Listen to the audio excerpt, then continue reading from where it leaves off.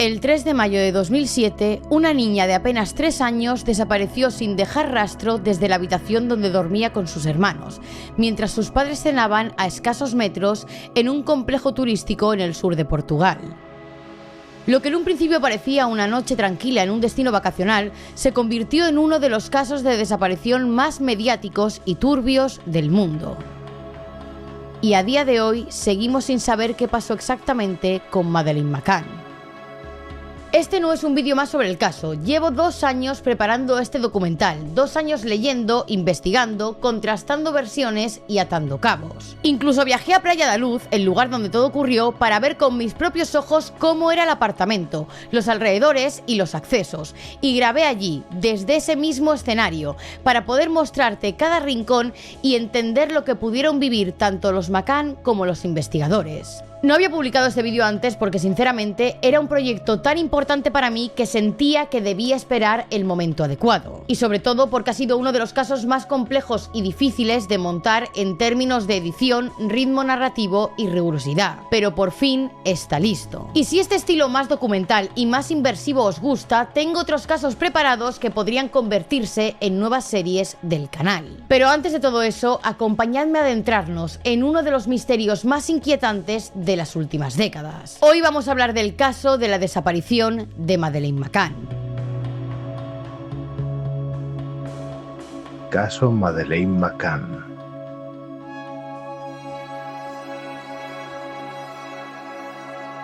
Desaparición. El 28 de abril de 2007, la familia McCann llegó al sur de Portugal para disfrutar de unas vacaciones en el resort Oceans Club, ubicado en Praia da Luz, en la región del Algarve. A ese rincón costero se le conoce como la Pequeña Gran Bretaña, por la enorme cantidad de turistas ingleses que lo eligen cada año. Y es que todo, desde los menús hasta el idioma de los carteles, está diseñado para hacer sentir a los británicos como en casa. El edificio que tengo aquí a mis espaldas es el Resort Ocean Club, donde los McCann estaban pasando sus vacaciones en 2007. La familia McCann constaba de 5 miembros, Kate y Jerry, que eran la madre y el padre de la familia, Madeleine y sus 2 hermanos más pequeños, los cuales eran mellizos. Pero ellos no habían venido solo de vacaciones a este sitio, sino que habían venido acompañados de otros amigos y en total eran conocidos como los Tapas 7, porque todas las noches se reunían a cenar en el bar Tapas. El bar se encuentra dentro del recinto y Kate McCann había pedido que para todos los días de su estancia se reservara siempre la misma mesa de la terraza para cenar a las 8. Esto era porque supuestamente desde esa mesa de la terraza se tenía una visión de los apartamentos en los cuales dejaban a los niños durmiendo mientras cenaban. Desde el primer día que empezaron sus vacaciones, los McCann y sus compañeros habían establecido una rutina para controlar a los niños que dormían en las habitaciones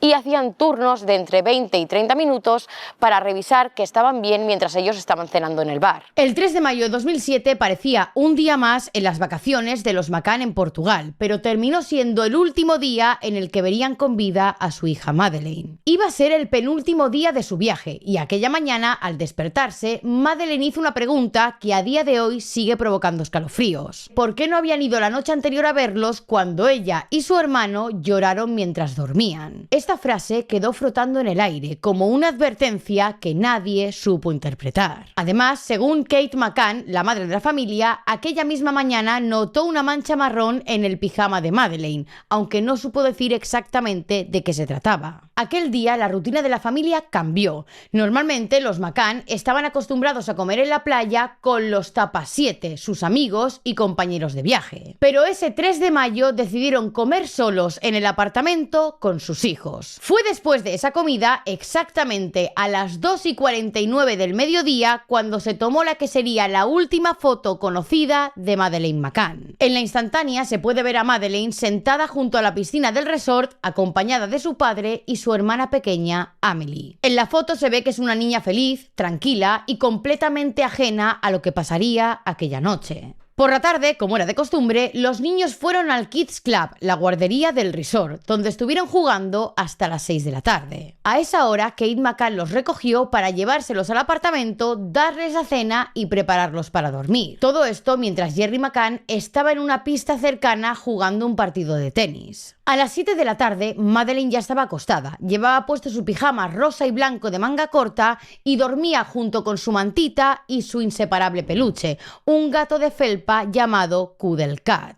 Un objeto que más adelante se convertiría en un símbolo desgarrador de todo lo que estaba por venir. Es alrededor de las 8:30 de la noche, con los niños ya durmiendo en el apartamento, cuando los McCann se sentaron en su mesa habitual de tapas bar. Era una mesa ubicada en la terraza del bar de resort que, según ellos, les permitía mantener cierta vigilancia sobre los apartamentos donde dormían los niños. El apartamento de los McCann era el 5A, que es este que podéis ver que está en la zona de la esquina del edificio, y el de sus compañeros eran el 5C y el 5D.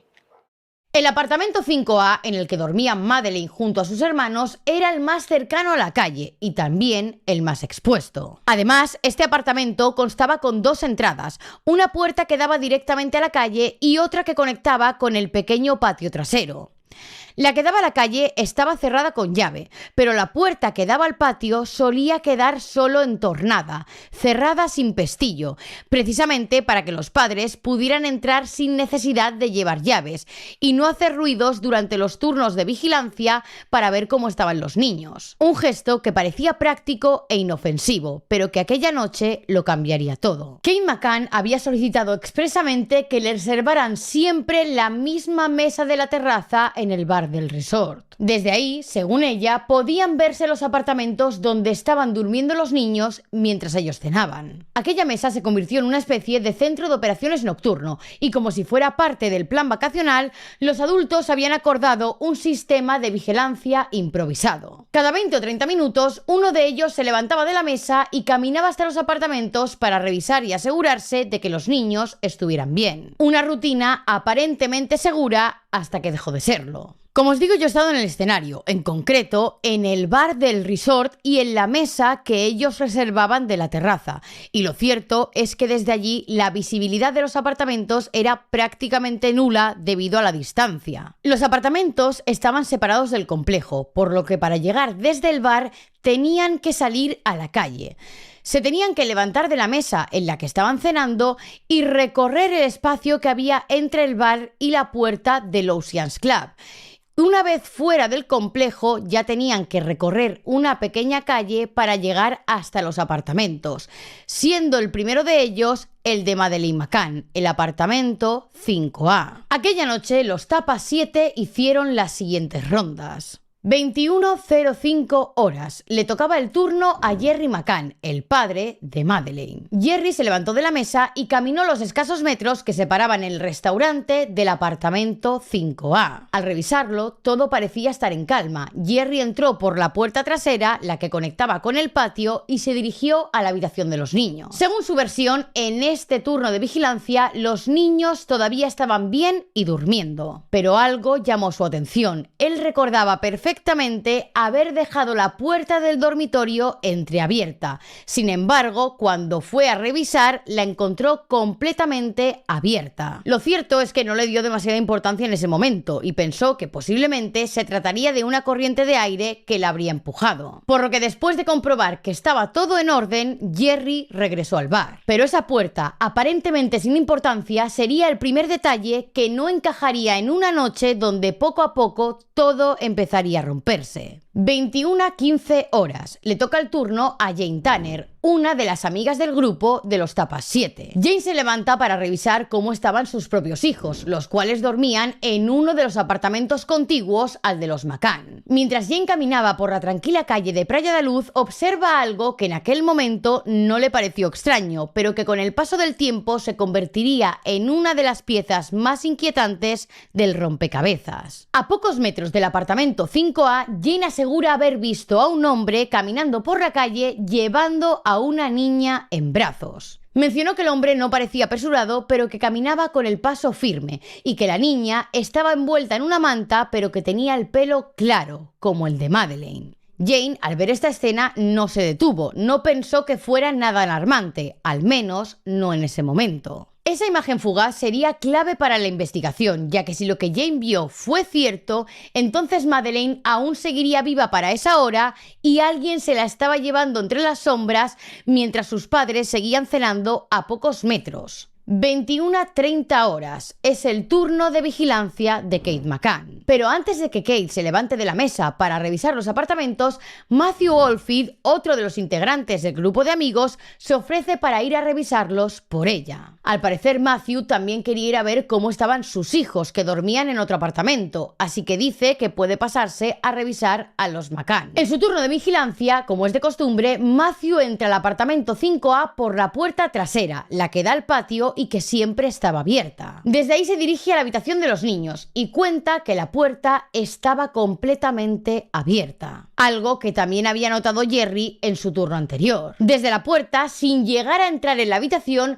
Matthew escuchó el silencio y esto le pareció suficiente señal para pensar que los niños estaban durmiendo. No se acercó demasiado, no encendió la luz de la habitación y no miró con detalle. Dijo que le pareció ver a los niños durmiendo en sus camas entre la oscuridad, pero tampoco puede asegurarlo. Lo que Matthew hizo fue una revisión superficial, que duró apenas unos segundos y después cerró la puerta y volvió al restaurante como si nada. Pero esta revisión tan ligera de Matthew pronto levantó sospechas. Algunos pensaron que pudo aprovechar ese momento para sacar a Madeleine por la ventana sin hacer ruido y sin que nadie lo notara. Se barajó la teoría de que quizás Matthew Oldfield había vendido a Madeleine o que estaba implicado en algo más turbio. Pero tras analizar su coartada, sus movimientos y su historial, esa teoría fue descartada. Matthew Oldfield fue uno de los primeros nombres en una larga lista de sospechosos en este caso, y también uno de los primeros en ser eliminado. 22 horas. Kate McCann se levanta de la mesa y se dirige al apartamento 5A para hacer su turno de vigilancia. Entra por la puerta trasera, como de costumbre, y en cuanto entra por la puerta del patio, algo le resulta extraño. Vuelve a ver que la puerta de la habitación de los niños está completamente abierta. Ella aseguraba que la habían dejado entreabierta como siempre, para que entrara algo de luz del pasillo sin molestar a los niños. Pero ahora estaba abierta de nuevo y de par en par. Al intentar entrecerrarla, de repente, una ráfaga de aire hace que la puerta se le escape de las manos y se cierre de golpe. Fue entonces cuando Kate lo notó. Alguien había abierto la ventana de la habitación de los niños. La persiana estaba levantada y la cortina ondeaba al viento. Kate se lanza a mirar en la habitación y en sus cunas, dormidos como si nada, estaban los mellizos Sean y Amelie. Pero la cama de Madeleine estaba vacía. No había rastro de la niña y descansando sobre la sábana, lo único que quedaba era su mantita rosa y su peluche favorito, Cuddle Cat.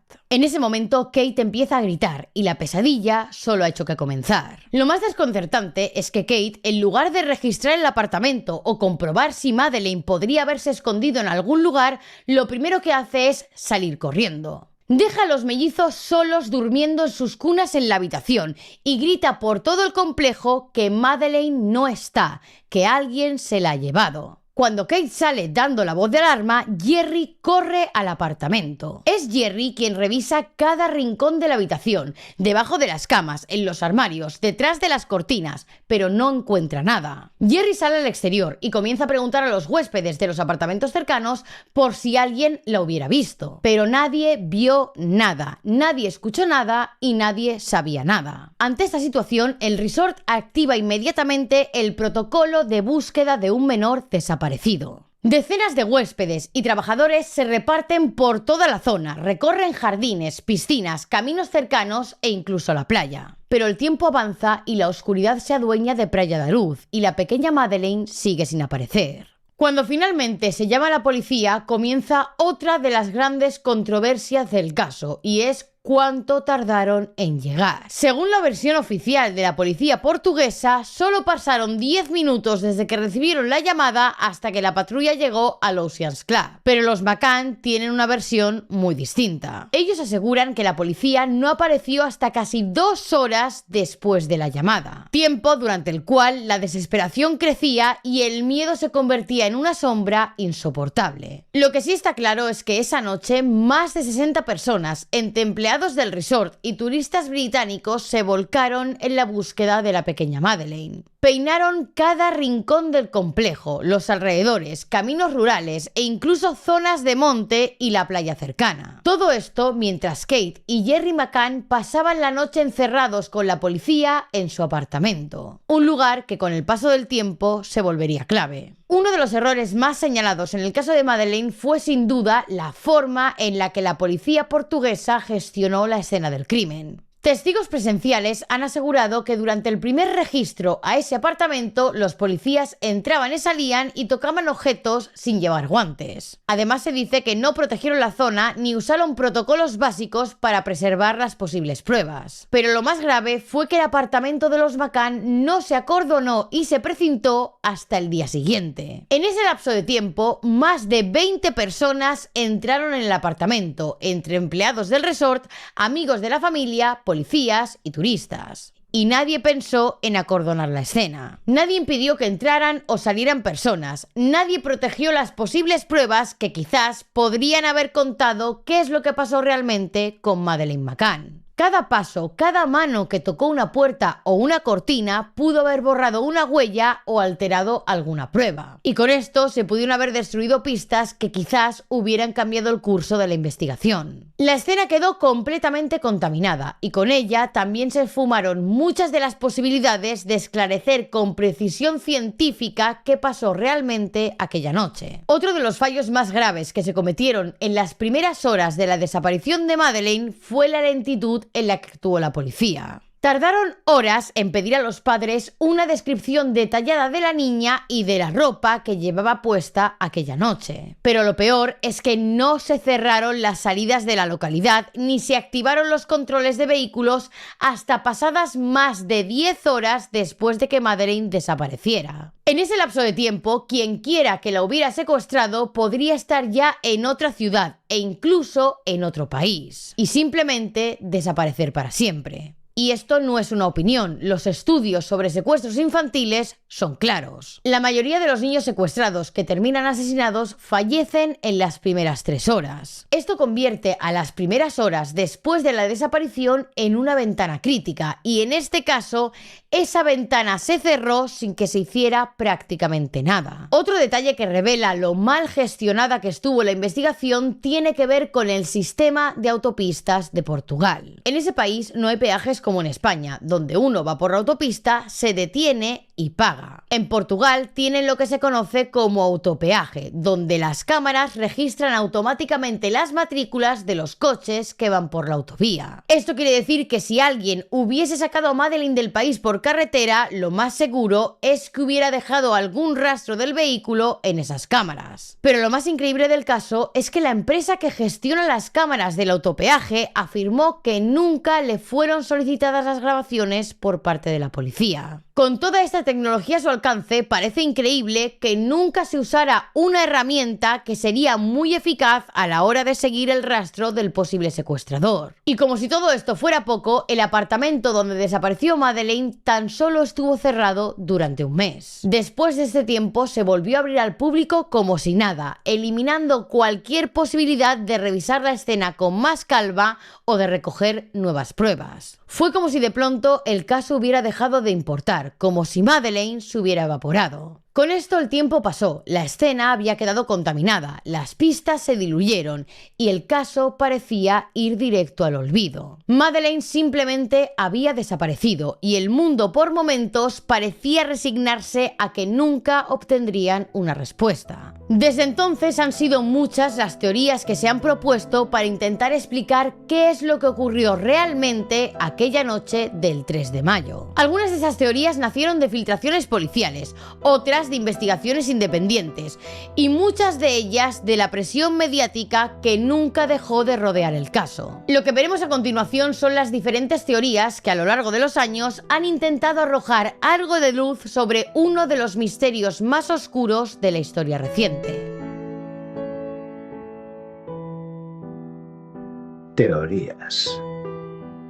Una de las primeras teorías que se manejó fue, curiosamente, la más simple, la de que Madeleine hubiera salido del apartamento por su propio pie. Se pensó que quizás la niña se despertó mientras sus padres estaban cenando en el restaurante del resort. Posiblemente, al no ver a nadie en la casa, salió por la puerta del patio para ir a buscarlos, esa puerta que siempre solían dejar abierta y sin cerrar con llave. Y una vez fuera, en la calle, Madeleine se perdió en la oscuridad de la noche. Bajo esta teoría, los investigadores contemplaron incluso una posibilidad aún más trágica. Pensaban que posiblemente, al salir del apartamento, Madeleine podría haber sido atropellada accidentalmente por alguien que circulara por la zona. Tal vez un conductor ebrio o distraído que, presa del pánico, decidió esconder el cuerpo en algún lugar cercano. Esta teoría sonaba plausible al menos durante las primeras horas, especialmente porque no había ningún indicio de señales de secuestro.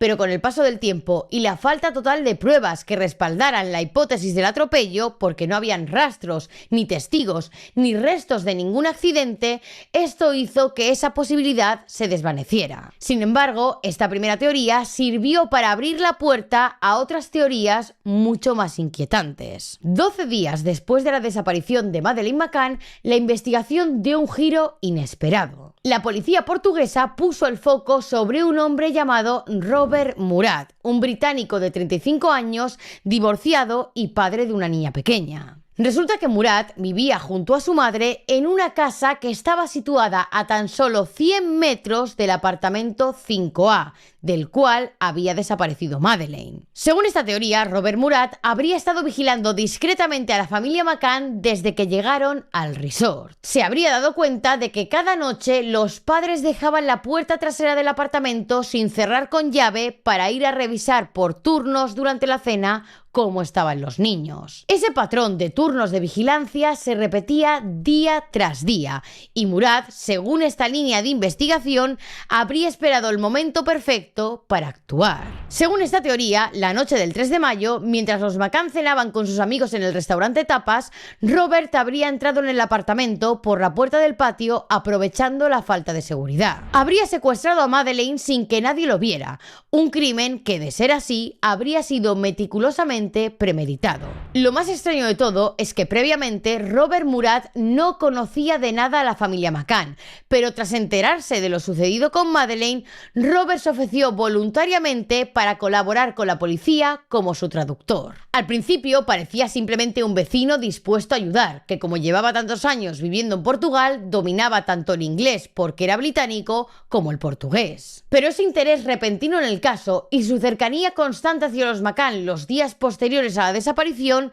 hicieron saltar todas las alarmas. Fue por esto que la policía comenzó a sospechar que posiblemente ese interés desmedido por ayudar podría ser realmente una forma de controlar de cerca la investigación. Por si fuera poco, Jane Tanner, una de las amigas de los McCann, declaró que durante su turno de vigilancia aquella noche vio un hombre cargando a una niña en brazos y que se dirigía justo a la dirección donde vivía Robert Murat. La descripción física que Jane dio a los agentes coincidía en parte con la de Robert Murat, y eso fue suficiente como para convertirlo en el primer sospechoso oficial del caso. Así comenzó una intensa vigilancia sobre la vida de Robert, pero lo que encontraron los policías no fue lo que esperaban. Tras señalarlo como el principal sospechoso del caso, la vivienda de Robert fue registrada minuciosamente. También se requisaron su ordenador personal y sus dispositivos electrónicos en busca de cualquier rastro o cualquier pista que pudiera vincularlo con la desaparición de Madeleine. Pero por mucho que buscaron, no encontraron absolutamente nada. No había ninguna prueba, ni física ni digital, que relacionara a Robert Murat con el secuestro de Madeleine. Aún así, la presión mediática que sufrió este hombre fue brutal. Desde el momento en el que fue declarado como sospechoso, la prensa británica se cebó con él. Llegaron a señalarlo de forma directa como culpable, sin pruebas y sin filtros. Y con esto, el daño a su reputación ya estaba hecho. Fue un año más tarde de la desaparición, en julio de 2008,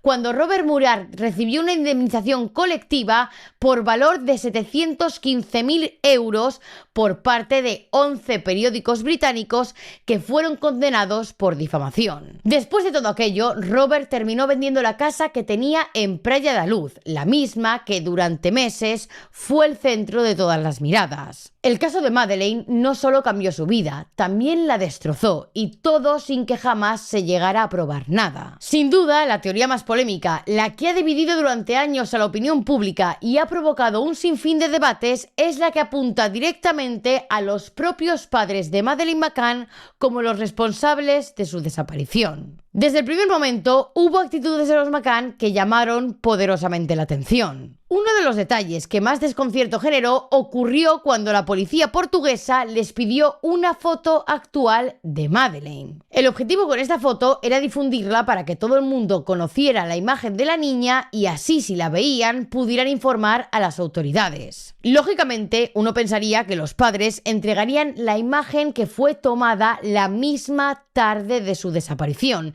Esa imagen en la que Madeleine aparece en la piscina junto con su padre y su hermana pequeña.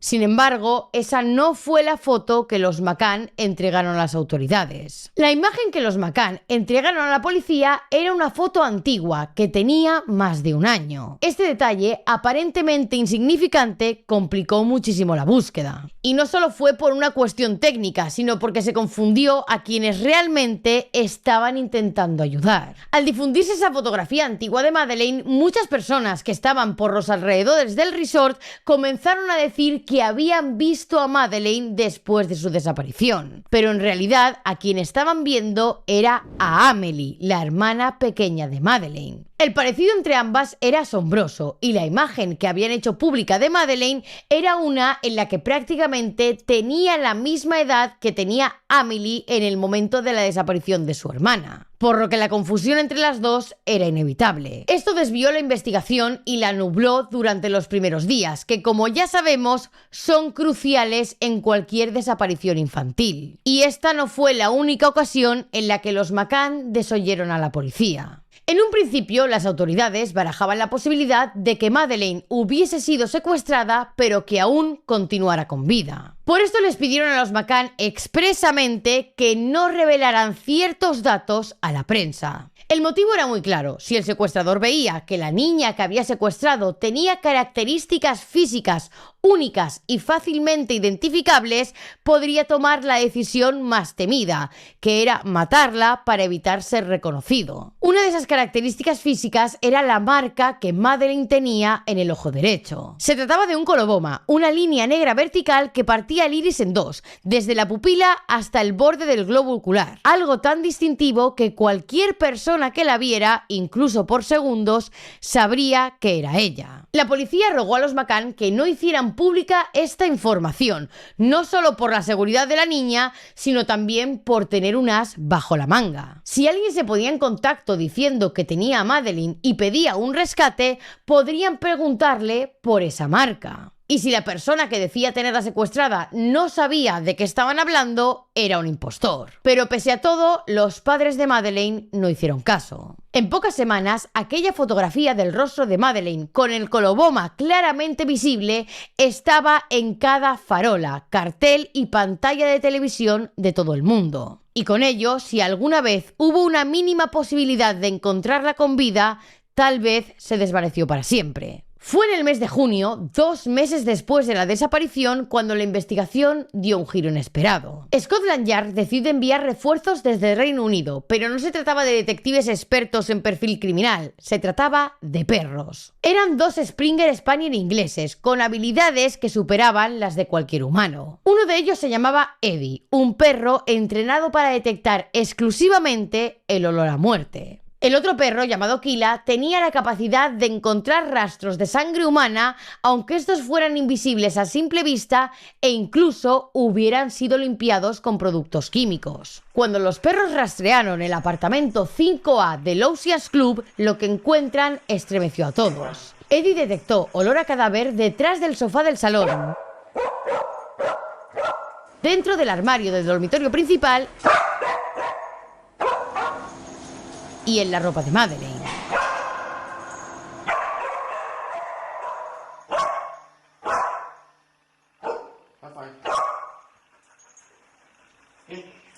además de en su peluche favorito. Ese mismo peluche que Kate McCann no se había separado del pecho desde el día en el que su hija desapareció. La sombra de la sospecha, desde ese momento, ya no apuntaba hacia un secuestrador desconocido, apuntaba directamente a los McCann.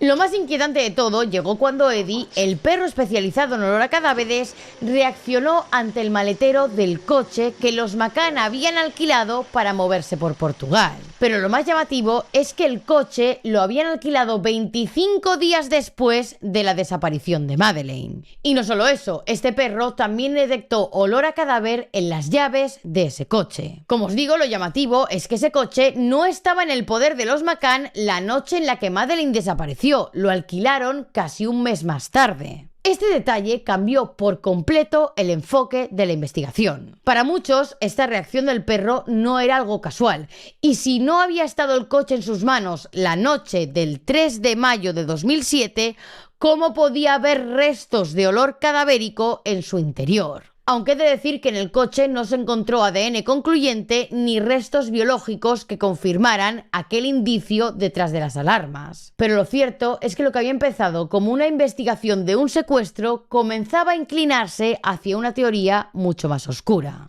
Tras la señal que marcaron los perros en el maletero, la policía portuguesa no tardó en actuar. Recogieron varias muestras biológicas del interior del coche para analizarlas y confirmar si efectivamente Madeleine había estado allí. Si encontraban pruebas, sería clave para sostener la teoría de que los McCann podrían haber trasladado el cuerpo de su hija semanas después de su desaparición. Las muestras del maletero fueron enviadas a un laboratorio de Reino Unido con la esperanza de obtener un resultado concluyente. Pero cuando los análisis estuvieron listos, la respuesta fue un jarro de agua fría para los investigadores. El resultado fue negativo, no había rastro de ADN que demostrara la presencia de Madeleine en ese maletero. Aunque hubo algo más en ese coche que llamó mucho la atención de las autoridades. Desde que los padres de Madeleine alquilaron el vehículo, habían realizado un total de 2.750 kilómetros, lo que para los policías era una cantidad demasiado alta. Por esto decidieron investigar a qué lugares habían ido los McCann con el vehículo, y ahí descubrieron que habían realizado un viaje a Huelva el día 3 de agosto,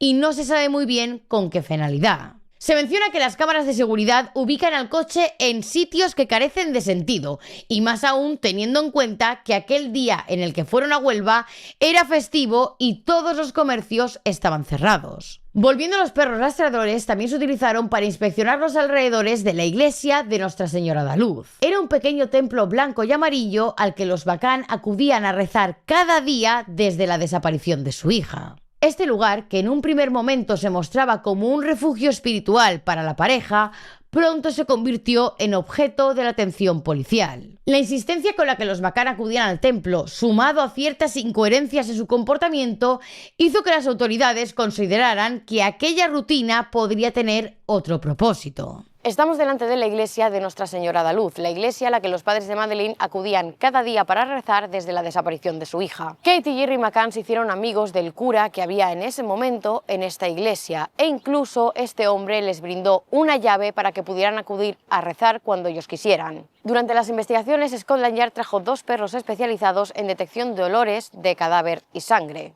Esos perros revisaron los alrededores de esa iglesia y detectaron olor a cadáver. Y es que para el momento de la desaparición de Madeleine, toda esta zona estaba en reformas y habían zanjas de hasta 2 metros de profundidad. Entonces, una de las teorías era que Madeleine había sido enterrada en esas zanjas. El cura que ahora mismo está en esta iglesia no es el mismo que estaba en el momento de la desaparición de Madeleine. Es un cura distinto, pero hemos podido hablar con él, y no solo con él, sino con el hombre que es su ayudante, que también estaba en el momento de la desaparición de Madeleine y conoció a los padres en persona cuando estos acudían aquí diariamente a rezar.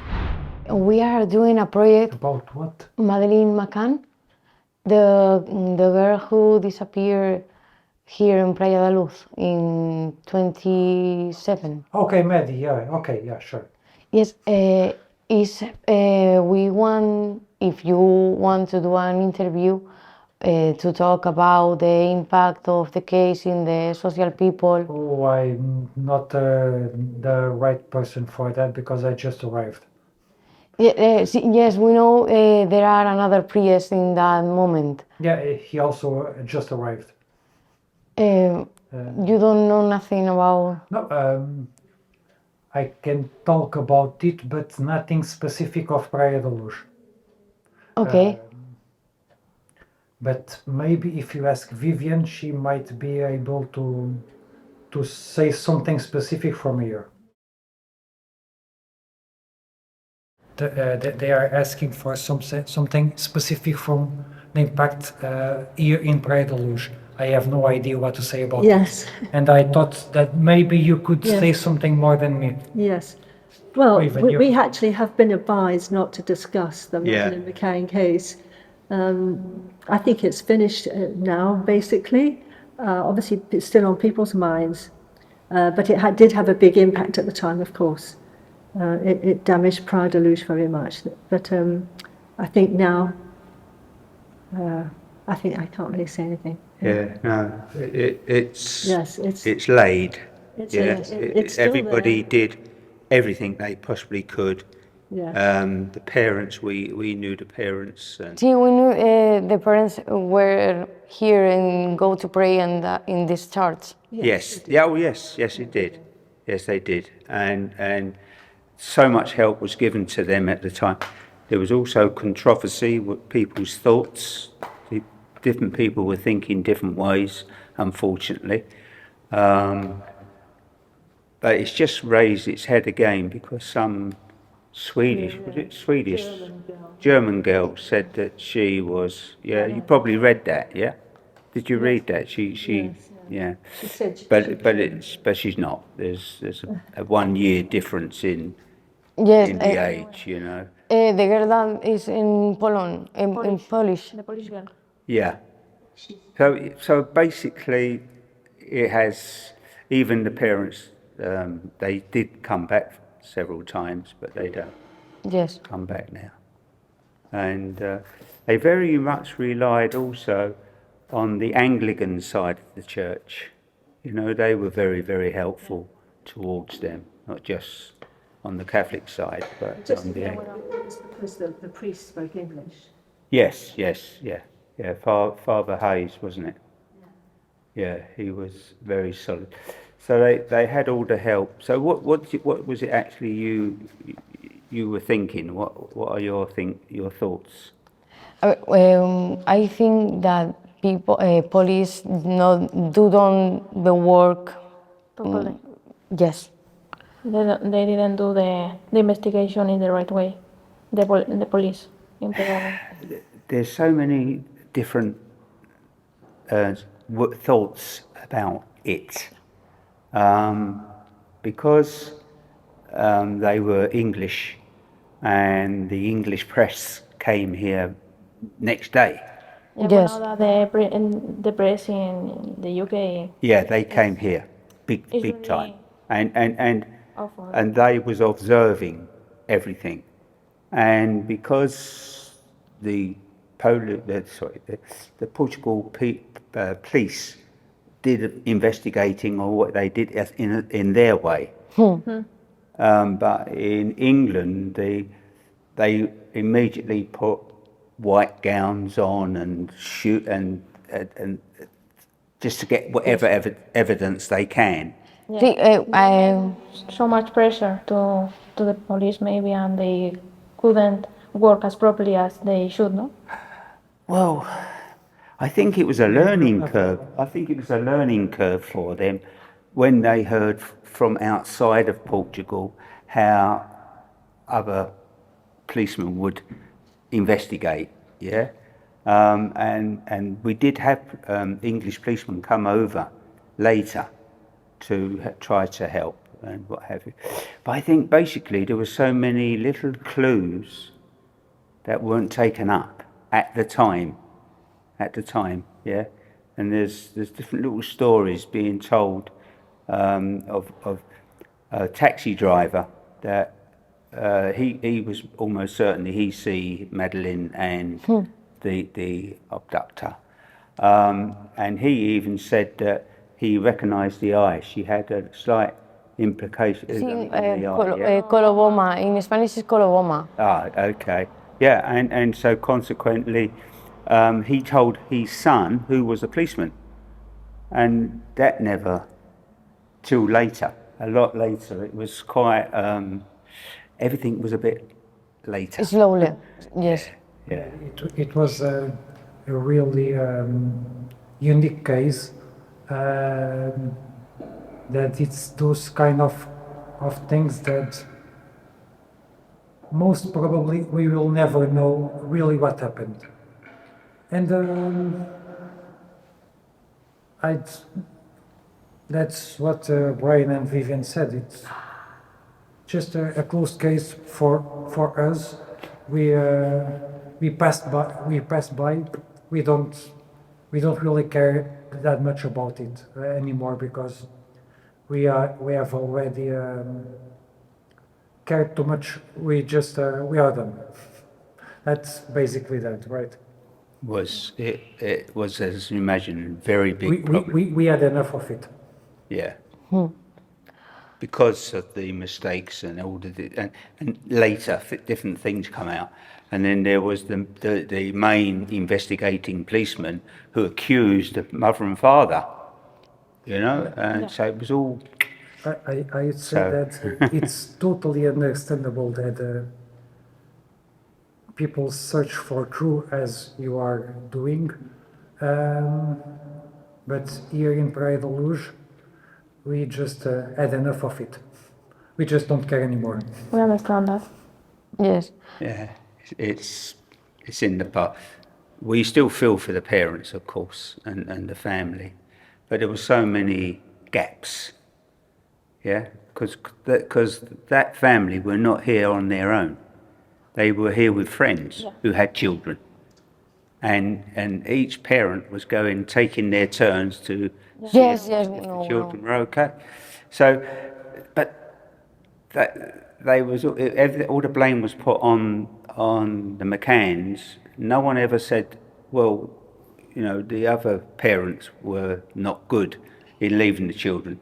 They didn't leave them. They were literally where that white car is, away from where they were eating. Yes. But it was the other side of the wall, We understand that in England, I don't know, but in England is more normal current to let children To live alone. to live alone children. Here in Portugal and in Spain is You're very, very close. Yes. Yeah, I know. There is more freedom in the UK. There is much more freedom. I will even say that when my children were small, and we used to go to holiday camps, yeah? And you'd put the children to sleep in the cabin, and then we'd all go to... yeah, it's normal here. And then we would go back and check to see whether everything was okay. And they had people parading, nurses would walk on a bicycle more often than not. And if there was any child crying, then they would come into the establishment where we were and write on the board, number so-and-so, baby crying. But I understand every country has their own way of Yes, every doing country things. is different. Very, very. It's like in Spain, I can't believe how late they go and eat. I got friends in Madrid, and you go out to eat at 9 o'clock at night. Yes. and you go into a restaurant to have lunch, and you get there at 1 o'clock, which is quite normal for the UK people, and it's empty. And you think, oh, this can't be a very good restaurant. But they start coming 2 o'clock, 3 o'clock. Yes. See, there's something that we don't understand, but it's because in different countries there are different culture. Yes, this is very much. But yeah, it has laid low now. No one makes a fuss anymore.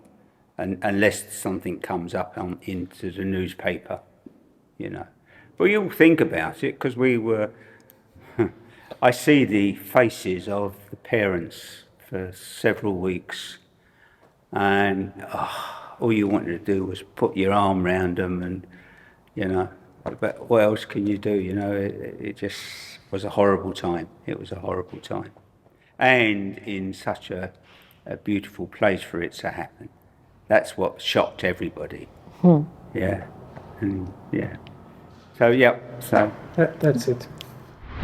Pero he de decir que aunque la zona fue ampliamente registrada por los perros especializados, no se halló ninguna evidencia concluyente. Pero es a partir de este momento cuando empiezan a aparecer incongruencias en la versión que habían dado los padres de la noche de la desaparición. Si recordáis, Kate McCann cuenta que al entrar en la habitación de los niños y ver que no estaba Madeleine, observó también que la ventana de la habitación estaba completamente abierta. Pero lo cierto es que los únicos restos de huellas que se encontraron en la ventana del cuarto de los niños fueron las huellas de Kate McCann. Por lo que si tal como afirmaba la madre, la ventana había sido abierta y forzada por el secuestrador para llevarse a Madeleine, lo más lógico es que la policía hubiera encontrado rastros de huellas de otras personas. Sin embargo, no fue así. Este detalle no hizo más que alimentar las sospechas que ya existían sobre los padres de la pequeña. Finalmente, el 6 de septiembre de 2007, la investigación dio un giro radical y la policía portuguesa declaró oficialmente como sospechosos a los padres de Madeleine McCann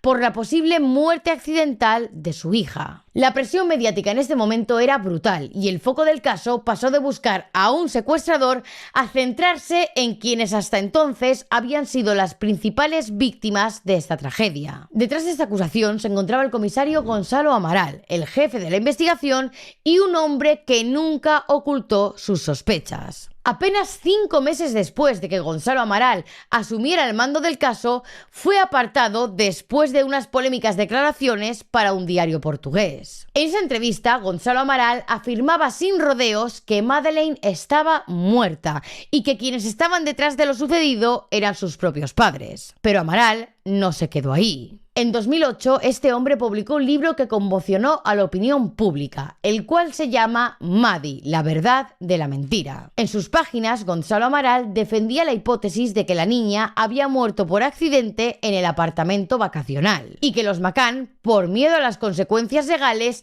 habían decidido simular un secuestro para ocultarlo todo. El libro fue un completo escándalo, no solo por lo que se decía, sino por quién lo decía. Como os digo, Gonzalo Amaral se trataba del investigador que había formado parte del caso y que estaba señalando directamente a los padres de la niña. Y esto cambió por completo la narrativa del crimen ante los ojos de la opinión pública. Evidentemente, los McCann no se quedaron de brazos cruzados ante la publicación de este libro y decidieron llevar a Gonzalo Amaral a los tribunales acusándolo de haber atentado contra su honor y su imagen pública. Alegaban que sus afirmaciones eran infundadas, que dañaban su reputación y que además avivaban las teorías que los señalaban como responsables de la desaparición de su hija. Sin embargo, la batalla judicial de los McCann no terminó como ellos esperaban. Tras años de idas y venidas legales, los padres de Madeleine perdieron el juicio. Los tribunales entendieron que Gonzalo Amaral, como ex investigador del caso, tenía derecho a expresar su versión de los hechos, amparado bajo el principio de la libertad de expresión. El propio Gonzalo Amaral resumió esta disputa legal de la siguiente manera. Ellos querían ganar para poder decir que no tienen nada que ver, pero aquí no se trataba de saber quién fue el culpable de la muerte, sino de si yo podría escribir el libro.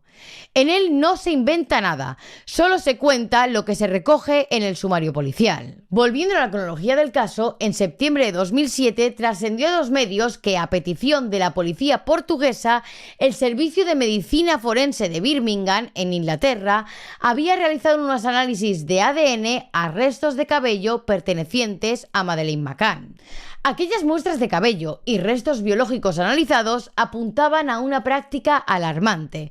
Los padres de Madeleine, supuestamente, solían sedarla con pastillas de forma habitual. Este dato encendió todas las alarmas dentro de la policía portuguesa, que comenzó a barajar una nueva posibilidad. ¿Y si Madeleine había muerto por un accidente doméstico al haber sido sedada? ¿Y si la desaparición realmente no fue tal, sino que era una maniobra encubridora desesperada? Con estos indicios en la mesa, las autoridades decidieron interrogar por separado a Kate y Jerry McCann. Primero fue en turno de la madre, quien pasó más de 8 horas contestando preguntas en dependencias policiales. y más tarde le tocó al padre. La presión mediática era tan intensa que la fina línea entre ser padres desesperados por encontrar a su hija y los posibles implicados comenzó a desdibujarse de manera inquietante. La teoría que tomó más fuerza en este momento fue de las más oscuras y controversiales de todo el caso. La policía portuguesa sostenía que la desaparición de Madeleine McCann no había sido un secuestro,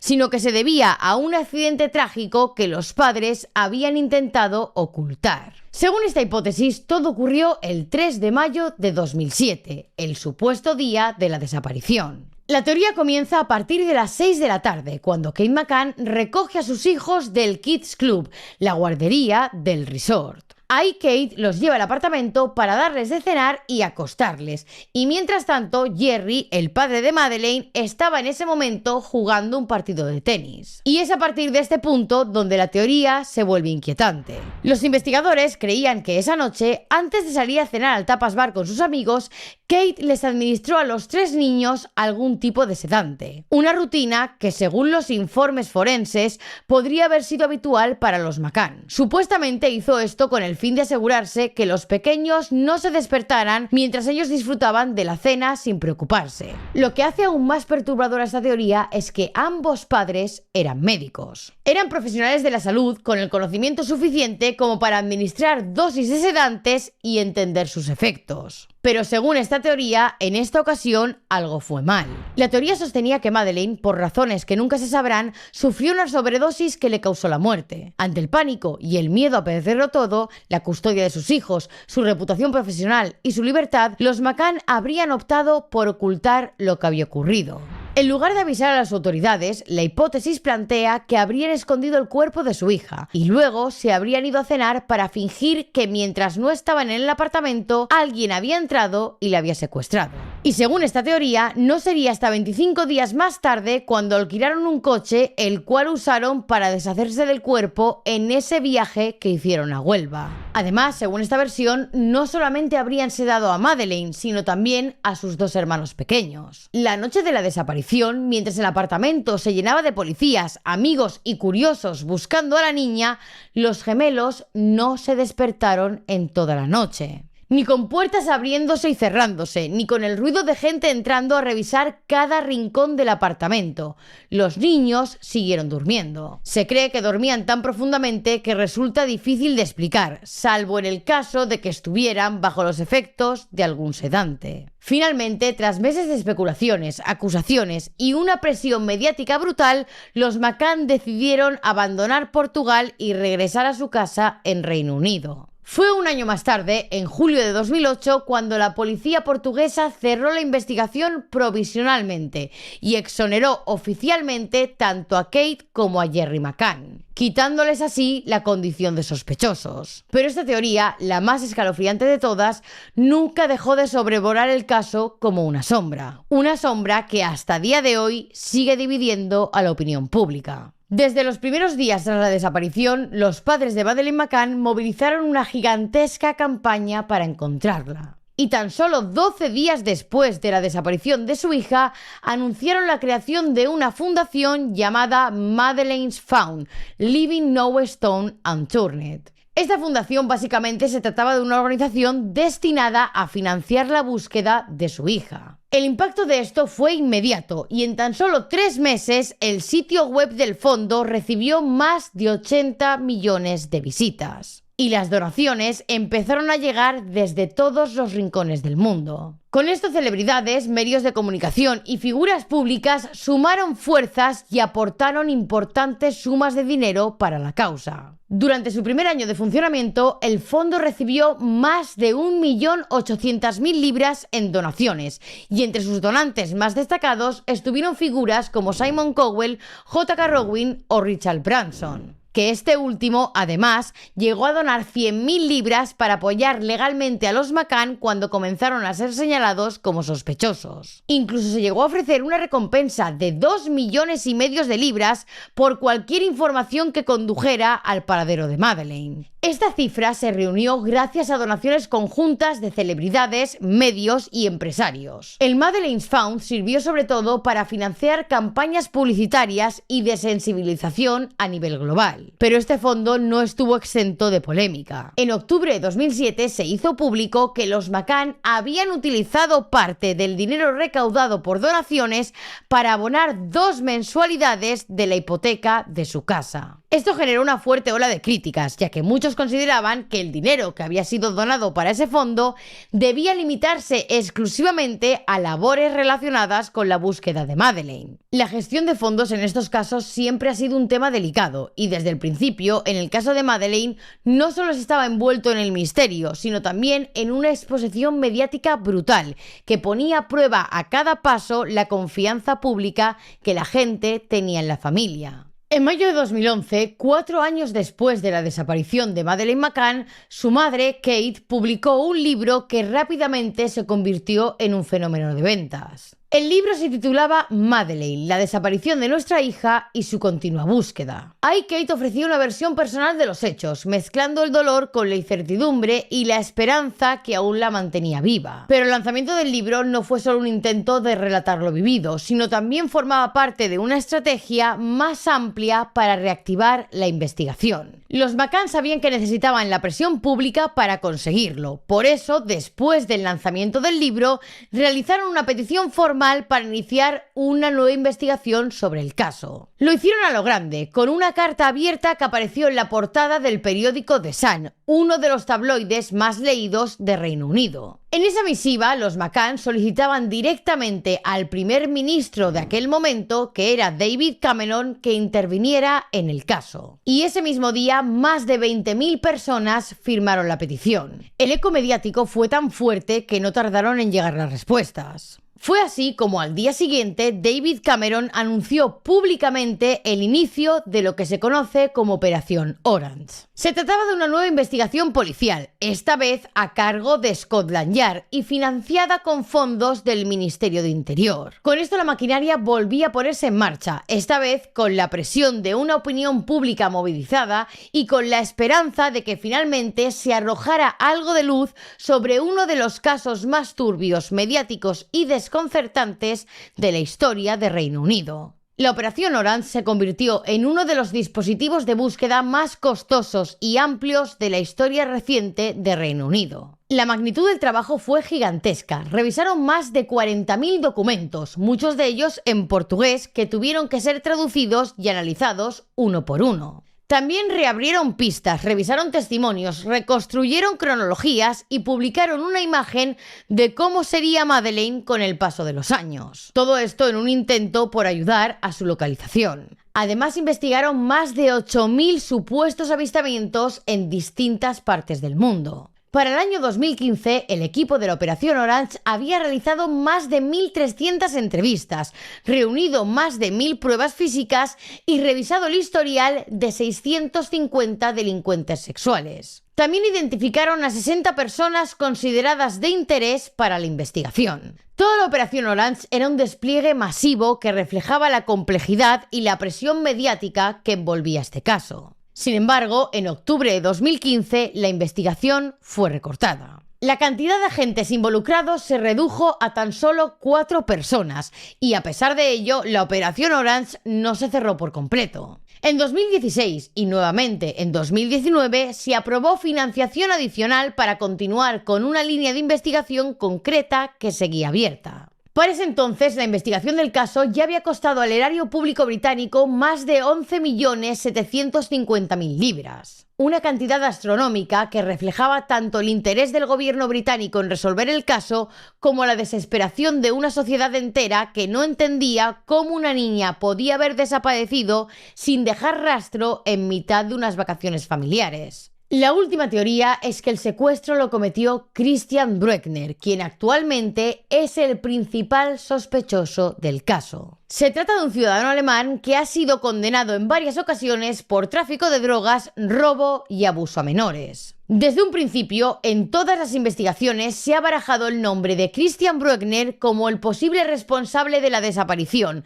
pero no fue hasta el año 2020 cuando finalmente se le declaró como sospechoso de forma oficial. Con tan solo 17 años, Christian fue condenado a 2 años de prisión por abusar de 2 niñas de 6 y 9 años. Pero no llegó a cumplir esta condena, puesto que escapó de las autoridades alemanas y en 1995 huyó a Portugal. En este nuevo país continuó con su actividad delictiva y fue allí donde los investigadores sospechan que cometió numerosos abusos que no fueron denunciados, y entre ellos se piensa que estaría también el caso de Madeleine McCann. Pero lo cierto es que aunque es el principal sospechoso del crimen, las pruebas que lo relacionan con el caso de Madeleine son circunstanciales. Desde que Christian Bruckner llegó a Portugal, estuvo viviendo en una casa situada a tan solo 3 kilómetros del apartamento que alquilaron los McCann. Allí subsistía a base de robos a apartamentos turísticos, del trapicheo de combustible y de la compraventa de vehículos que él mismo reparaba. Además, Christian alardeaba ante sus amigos de sus robos, regodeándose de cómo se colaba en los apartamentos de los británicos ricos que iban allí de vacaciones y de cómo era capaz de robarles incluso cuando ellos estaban dentro del apartamento. En cuanto al caso de Madeleine, una semana antes de la desaparición, Christian Bruckner hizo un movimiento que fue clave.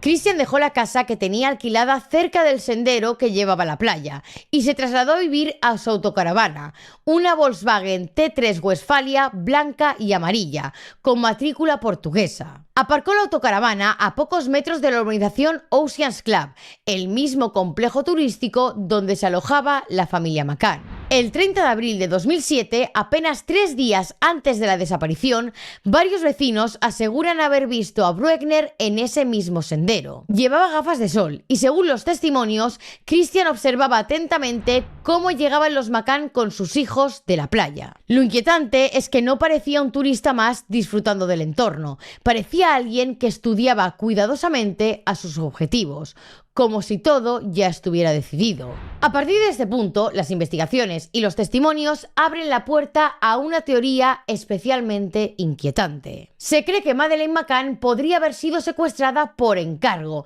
y que el hombre al que le habrían encargado el secuestro sería Christian Bruckner. Resulta que un día antes de la desaparición de Madeleine, Christian se despidió de su novia de aquel entonces. Le dijo que no vendría durante un par de días, que tenía algo importante que hacer. No dio más detalles, simplemente le dijo que se trataba de un trabajo, uno de esos que no se cuentan. Y así llegamos al 3 de mayo de 2007. Se sabe que el día de la desaparición, a las 19:32, Christian Bruckner se detiene justo al pie del apartamento 5A del Oceans Club, el mismo en el que estaban alojados los McCann. En ese instante saca su móvil y realiza una llamada.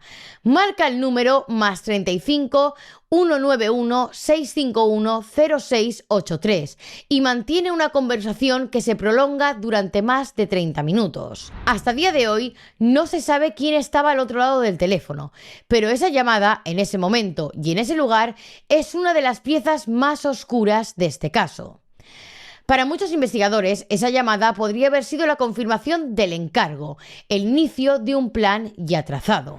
Y es que aún hay algo más. En 2014, Nakfiche Miftari, una de las exparejas de Christian, reveló una información estremecedora. Según ella, Christian Bruckner le confesó lo siguiente: sé lo de Madeleine, estaba cerca del hotel en ese momento. Yo vivía cerca, no voy a decir nada más. No soy un tipo estúpido, soy un hombre de negocios. Pero esta chica no fue la única en hablar. Michael Tatz, un ciudadano austríaco que convivió con Christian Bruckner en la época en la que estuvo en Praia da Luz, aseguraba que Christian hablaba abiertamente de tener mucho dinero, de ganar mucho dinero y de incluso vender niños. Incluso llegó a hablar de vender niños, tal vez en Marruecos. Lo más probable es que vendiera a Madeleine. Estuve viviendo con él en aquella época, era mi mejor amigo y sé que lo hizo. Otra teoría que ha cobrado fuerza con el paso del tiempo es que el secuestro de Madeleine McCann no fue por encargo ni premeditado, sino una decisión impulsiva tomada durante el transcurso de un robo. Christian Brueckner ya tenía antecedentes por irrumpir en apartamentos de turistas británicos en búsqueda de objetos de valor, y el apartamento 5A del Oceans Club parecía un objetivo fácil. Según esta línea de investigación, Brueckner podría haber entrado al apartamento de los McCann aprovechando el momento en el que los padres cenaban y los niños dormían solos. Este sería un patrón que habría observado y que conocería bien: las familias con rutinas marcadas, puertas sin llave y vigilancia intermitente. Todo apuntaba a que aquella noche Christian Brueckner planeaba llevarse algo, pero no a alguien.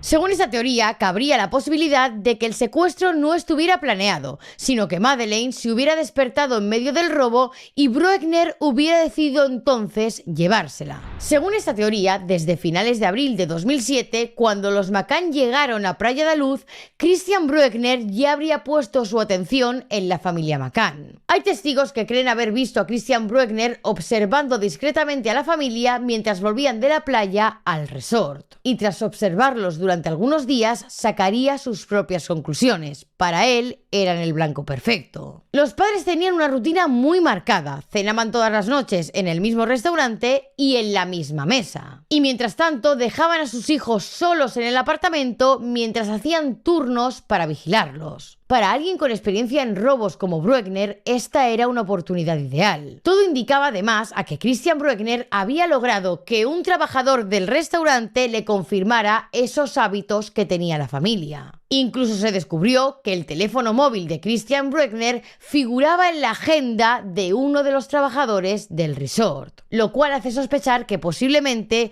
Christian hubiera conseguido información directa del entorno. Aquella noche, mientras los McCann entraban en pánico al descubrir que Madeleine no estaba en su cama, Jane Tanner dijo haber visto a un hombre caminando apresuradamente con una niña en brazos. Aquel testimonio encajaba demasiado bien con la figura de Brueckner y con la posibilidad de que aquella niña fuese en realidad Madeleine McCann. Como ya os mencioné, justo unos días antes de la desaparición de Madeleine, Brueckner había decidido dejar la casa que alquilaba en Praia da Luz y se había instalado a vivir en su autocaravana, una Volkswagen T3 Westfalia blanca y amarilla. Pero lo inquietante vino después. Días más tarde del crimen, Brueckner regresó con esa misma furgoneta a la vivienda en la que había estado residiendo en Portugal durante años. Era una casa ubicada en una zona apartada y que tenía más de 20 pozos repartidos por el terreno. A partir de ahí nació una de las teorías más inquietantes de este caso: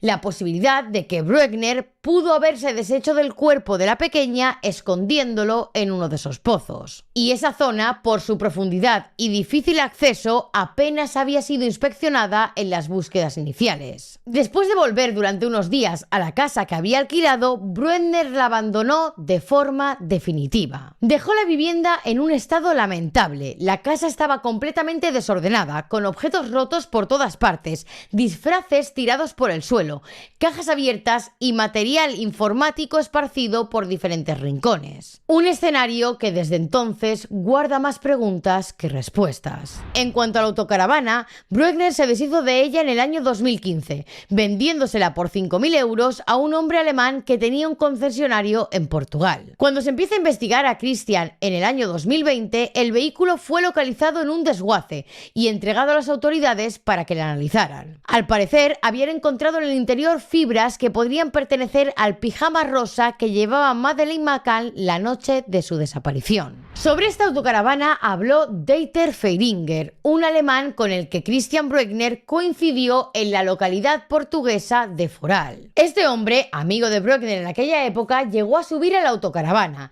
y Christian le confesó que solía emplearla para transportar droga a Alemania o Rusia en un departamento oculto que tenía el vehículo. Y además le dijo textualmente: remodelé y arreglé un escondite con el suficiente tamaño como para meter a niños pequeños. En el año 2017, Brueckner estaba en un bar tomando una cerveza con un amigo, mientras en la televisión emitían un especial por el 10º aniversario de la desaparición de Madeleine McCann. A lo que este hombre dice que Christian le confesó: sé todo lo que ocurrió con Maddie. Poco después de esto, Christian Bruckner fue detenido por tráfico y, estando ya en prisión, se comenzó a investigar su posible relación con el caso de Madeleine. Fue en el año 2020 cuando se realizan registros a las propiedades que Christian tenía en Alemania, y allí se encontró otra autocaravana distinta a la que os mencioné antes. En su interior habían bañadores de niñas y más de 8.000 imágenes de abuso a menores, aunque es cierto que en ninguna de ellas aparecía Madeleine McCann. Hoy en día, Christian Bruckner está encerrado en una prisión de máxima seguridad en la ciudad alemana de Kiel. Allí cumple condena por un crimen cometido en septiembre de 2005, 2 años antes de la desaparición de Madeleine. Su víctima fue una turista estadounidense de 72 años de la que abusó brutalmente en Praia da Luz, el mismo lugar donde desapareció Madeleine sin dejar rastro. El caso de Madeleine McCann volvió a agitarse cuando un preso, compañero de celda de Christian Bruckner, se presentó ante la policía y la fiscalía alemanas con una confesión impactante. Según el testimonio de este preso, Bruckner le había contado que durante su estancia en Portugal había entrado a robar en un apartamento, pero que en esa ocasión no salió solo. Según este hombre, Christian le había confesado que había secuestrado una niña. Y eso no fue todo. Lo más escalofriante fue que presuntamente le preguntó si era posible sacar ADN de unos huesos que llevaran enterrados mucho tiempo. Esta conversación avivó las sospechas de que Christian no solo había tenido algo que ver con la desaparición de Madeleine, sino que también sabía exactamente qué ocurrió con su cuerpo. Y a partir de este testimonio, la investigación tomó un nuevo impulso. Por todo lo que os he comentado, en el año 2020 es cuando las autoridades alemanas y portuguesas deciden retomar la búsqueda centrándose en los pasos de Christian Bruckner. Se realizaron registros exhaustivos en la casa que el sospechoso había tenido alquilada en Portugal durante la época de la desaparición. Una vivienda que, como os he comentado, abandonó poco después del caso. Las investigaciones también se extendieron a las zonas cercanas, incluyendo excavaciones en terrenos colindantes,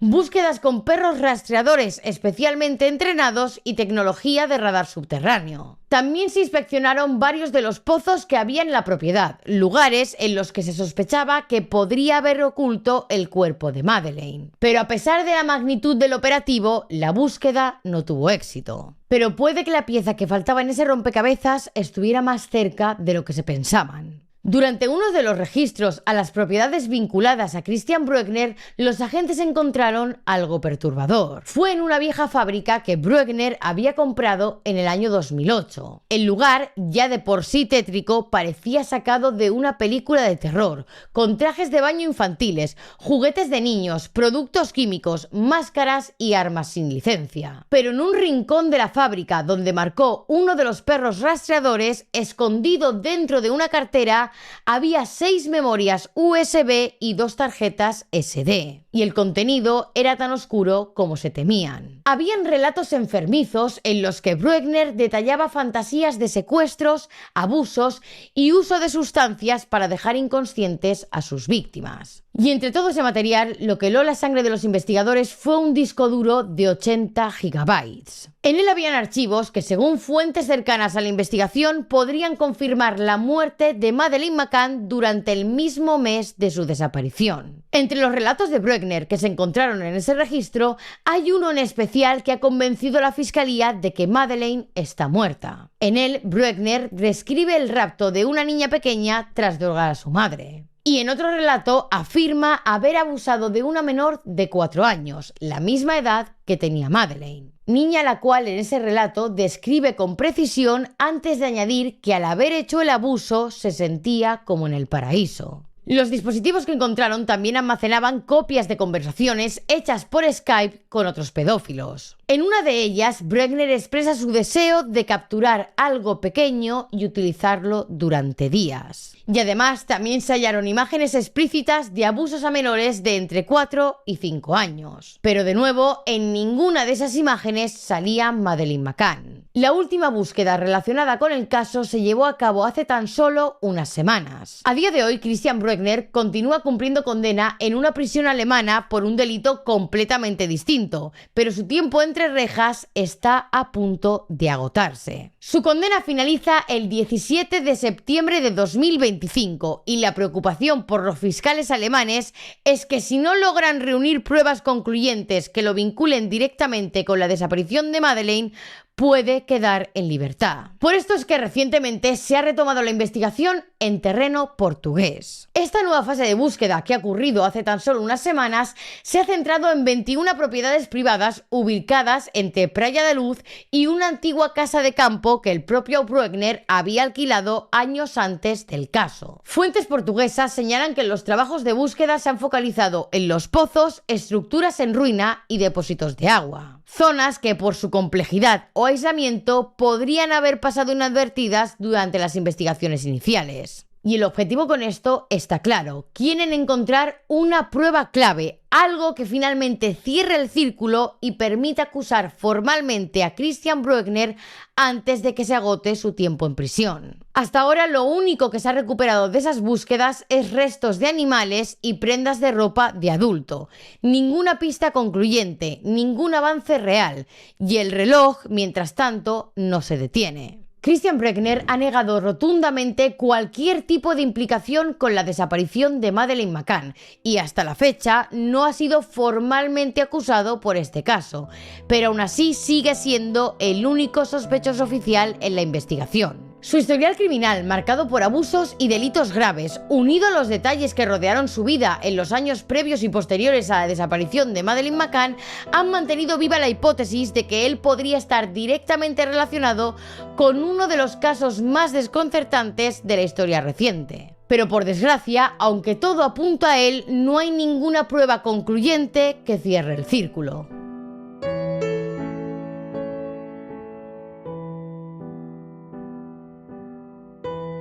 Avistamientos.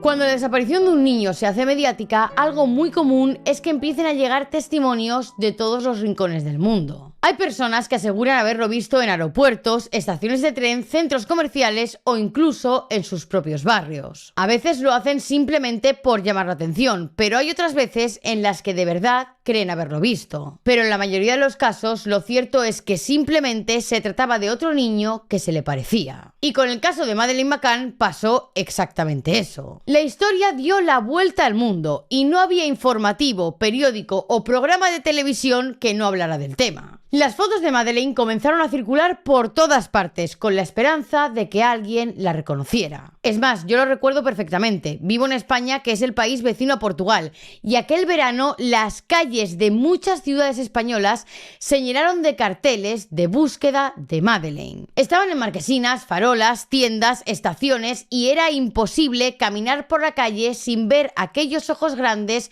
y aquel flequillo rubio. Por esto las autoridades recibieron centenares de llamadas de supuestos avistamientos en distintas partes del mundo. La mayoría de estos avistamientos se descartaron rápidamente, pero hubo algunos que llamaron especialmente la atención, tanto por la cercanía con la fecha de desaparición como por las circunstancias extrañas que los rodeaban. Uno de los avistamientos más inquietantes tuvo lugar en Marrakech, en Marruecos, y ocurrió tan solo 4 meses después de la desaparición de Madeleine McCann. Una turista noruega que estaba de visita en esa ciudad describió que había visto a una niña que encajaba perfectamente con la descripción que había dado la familia McCann. Esta turista contaba que la niña llamó inmediatamente su atención, no solo por su aspecto, sino por su actitud. La niña me llamó inmediatamente la atención. Tenía el pelo rubio y una cara muy simpática. Llevaba un pijama azul con flores rosas y blancas en la camiseta, según creo recordar. Además, parecía triste y como perdida. Pero lo más escalofriante no fue eso, sino lo que ocurrió a continuación. Aquel día, según cuenta esta turista, la niña no estaba sola. A su lado iba un hombre de unos 35 a 40 años, de pelo castaño oscuro y que, según la mujer que lo vio, dice que no parecía el padre de la niña. Al parecer, en un momento, la pequeña miró a esta turista, como buscando una cara familiar, y le dijo al hombre que la acompañaba algo que a la turista se le quedó grabado en la mente. Porque la supuesta Madeleine le preguntó a este hombre que si podría ver pronto a su mamá. pero el hombre ni siquiera le respondió, simplemente siguió caminando. Este testimonio abrió una nueva línea de investigación. Como os he comentado, este avistamiento tuvo lugar 4 meses después de la desaparición. ¿Y si Madeleine había sido sacada de Portugal y llevada a otro país? La posibilidad de que Madeleine estuviera viva y en Marruecos dio fuerza a una de las teorías más persistentes del caso,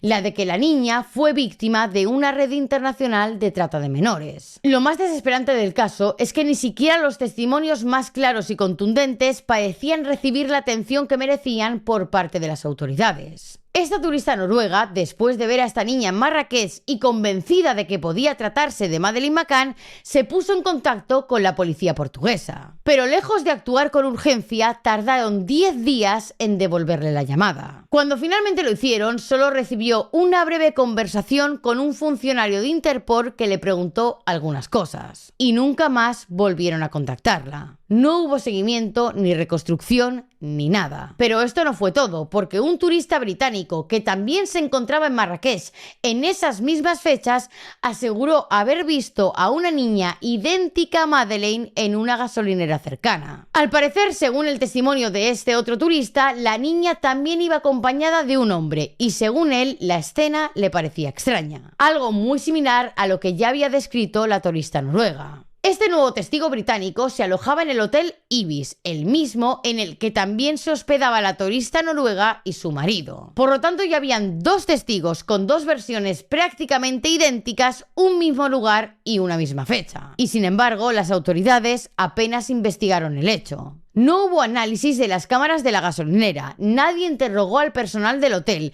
ni tampoco revisaron registros de entrada o de salida. Y cada día que pasaba sin respuestas, la sensación de que Madeleine podría haber sido llevada lejos se hacía más fuerte. Clara Torres, una turista española que viajaba junto con su novio en autobús hacia Tetuán, en el norte de Marruecos, durante el viaje en bus se estaba entreteniendo haciendo fotos desde el vehículo a los paisajes. Pues en una de esas fotos aparecía una niña rubia que una mujer musulmana llevaba a su espalda envuelta en una manta porteadora. Los periódicos británicos inmediatamente sacaron en portada esta imagen y comenzó a correr la alarma. Pero rápidamente la niña fue identificada y no se trataba de Madeleine. Resulta que realmente la mujer musulmana que estaba portando a esa niña a su espalda era su madre. Es más, cuando todo esto salió a la luz, los padres posaron para la prensa con el libro de familia que certificaba que era hija suya.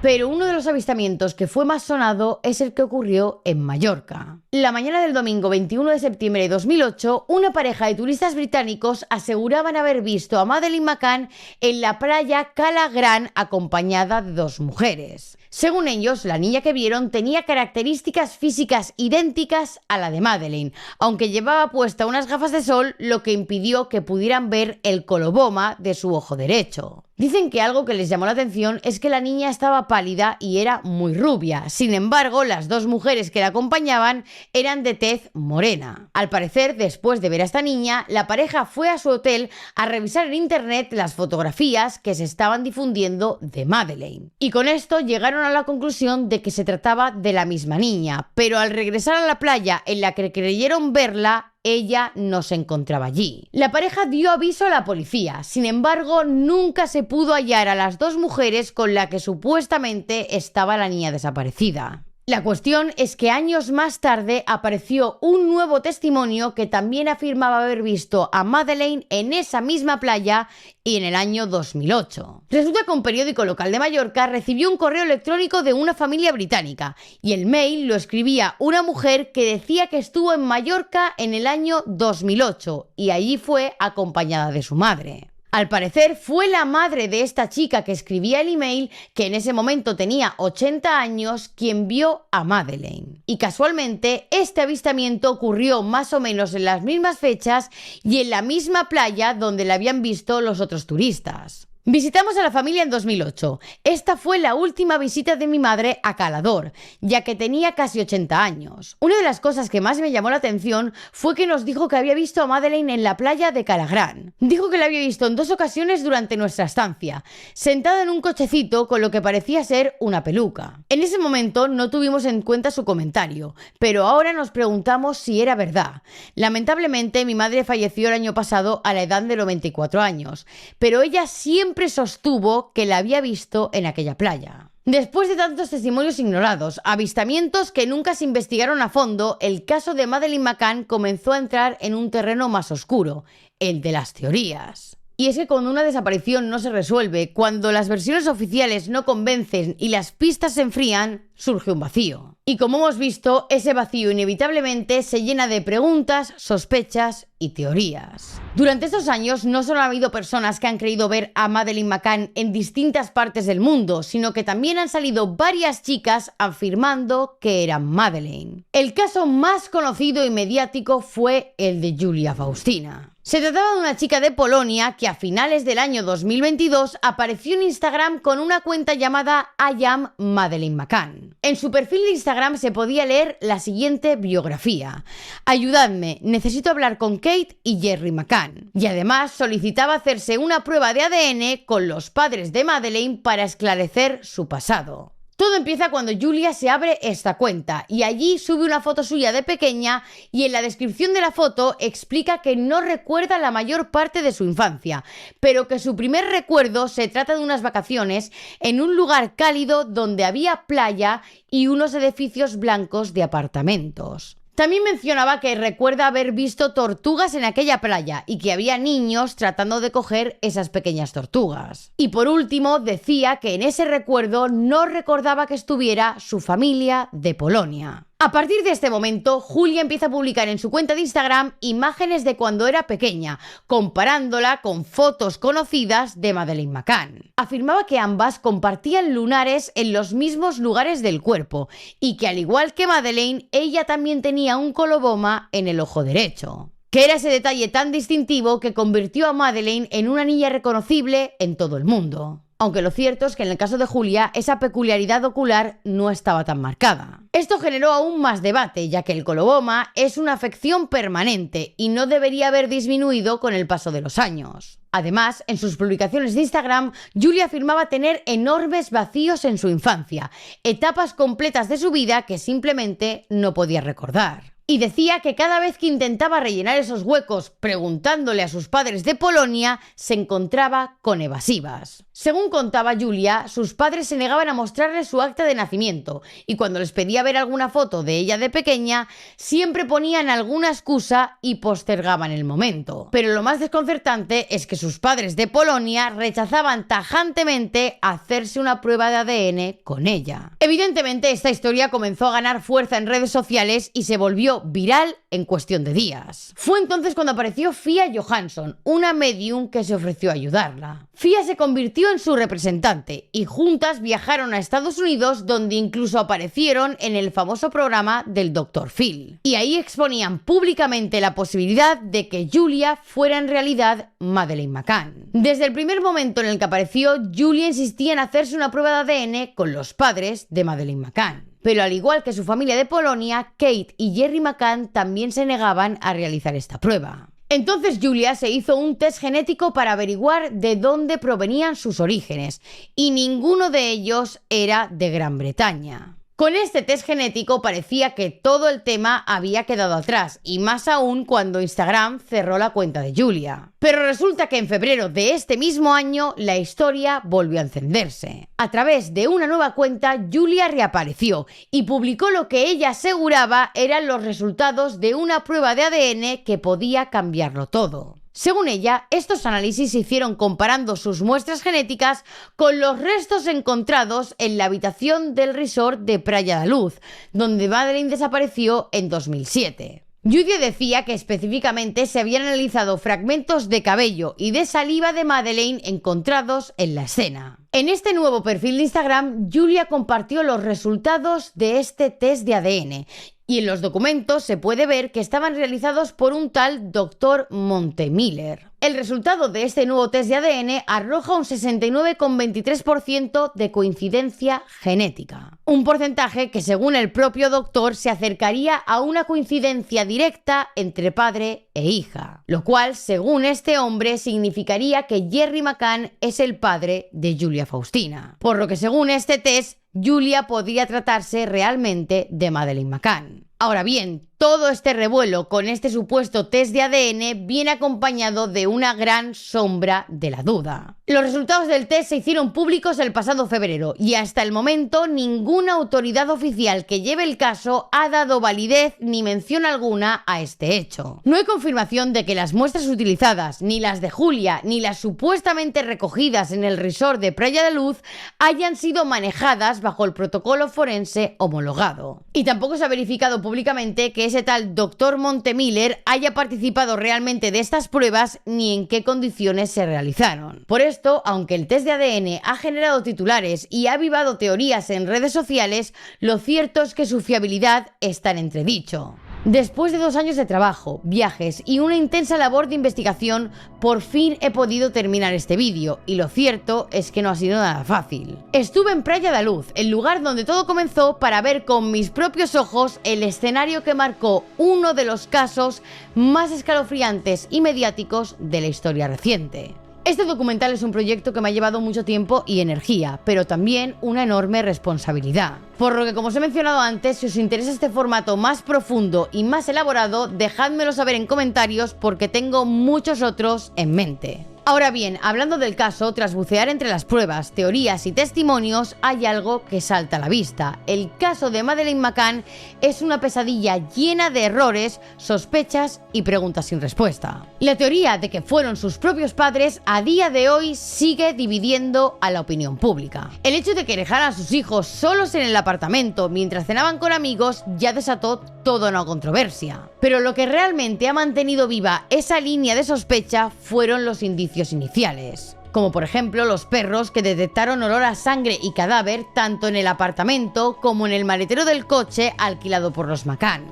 además de las supuestas contradicciones en sus versiones, pero nada de esto fue suficiente como para imputarlos formalmente. Y hasta el día de hoy no hay pruebas sólidas que confirmen su implicación en el caso. Por otro lado, como hemos visto, estaría la teoría de Christian Bregner, un depredador sexual con un historial delictivo espeluznante, el cual además se encontraba en Praia da Luz el día de la desaparición. Además es el único sospechoso oficial del caso, pero aunque hay muchos indicios y testimonios que apuntan directamente hacia él, nada es concluyente. Pero mientras tanto, su nombre resuena cada vez que surge una nueva pista o excavación. Pero si por desgracia hay algo que queda claro tras repasar todo el caso, es que las primeras horas de una desaparición son cruciales y en este caso fueron catastróficas. La policía portuguesa cometió errores imperdonables, no acordonaron la zona, se permitió que el apartamento fuera contaminado por decenas de personas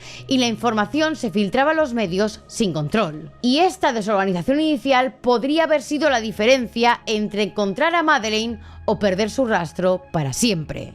Este caso, tan mediático como doloroso, sigue abierto y han pasado más de 17 años, pero el rostro de Madeleine sigue siendo uno de los más conocidos del mundo. No se trata de simplemente una niña desaparecida, se trata de cómo el sistema falló. De cómo la verdad aún no ha salido a la luz y que a pesar de todo seguimos buscando respuestas. Y por último, si este vídeo os ha gustado tanto como me ha gustado a mí trabajar en él, no olvidéis suscribiros y comentar qué otros casos os gustaría que trajera en este formato documental. Y bueno chicos, hasta aquí el vídeo de hoy. Si os ha gustado no olvidéis dejarme un like y suscribiros aquí abajito. Y como siempre, nos vemos en el próximo vídeo.